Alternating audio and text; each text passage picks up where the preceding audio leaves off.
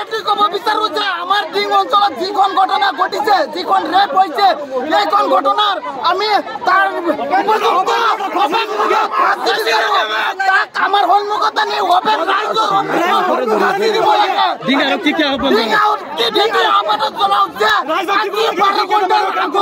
সিহঁতক ধৰি আনি আমাৰ অপেন ৰোডত হাজিৰ কৰে। তোমালোকৰ কাৰ্যসূচী কিমান সময়লৈকে জাৰি থাকিব? এই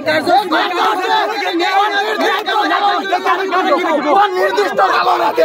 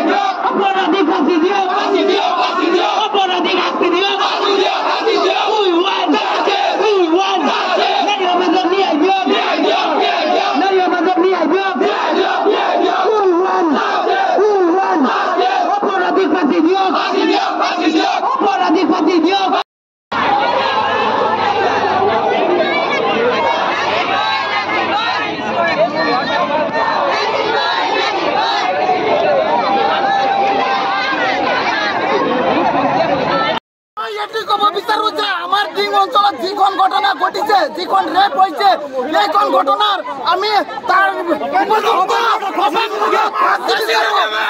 আমাৰ সন্মুখত আনি অপেন ৰাইজৰ